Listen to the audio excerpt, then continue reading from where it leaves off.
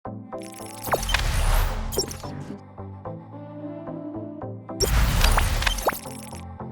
tutul muncul di permukiman warga HSS Kalsel, tidur di pohon jadi tontonan. Warga Jalan Banyu Barau Kelurahan Kandangan Barat Kecamatan Kandangan Kabupaten Hulu Sungai Selatan, HSS, Kalsel, mendadak heboh dengan seekor hewan yang sedang tidur di atas pohon rambutan. Senin, tanggal 16 Agustus tahun 2021. Hewan ini diduga seekor macan tutul yang sedang tidur di pohon milik warga di sana. Parahnya, macan tutul ini sempat memangsa hewan ternak di sana.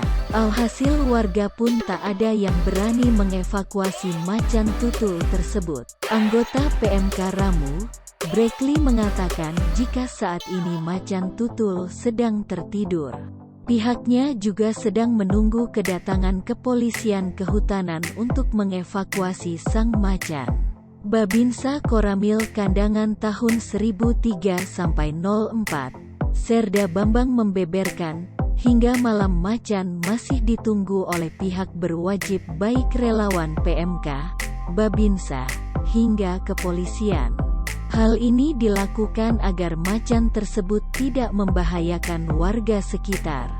Apalagi, sudah 2 ekor bebek diduga menjadi mangsa macan tersebut. Belum diketahui jelas mengapa macan tutul masuk pemukiman warga padat penduduk dan keluar dari habitat aslinya.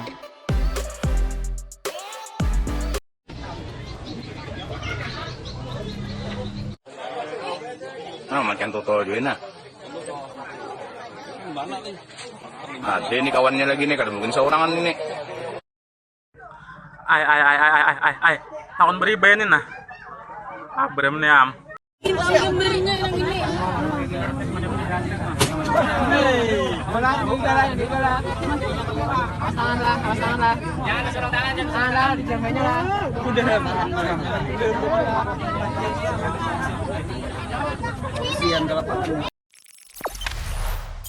Jangan lupa subscribe, share, komen, dan like ya.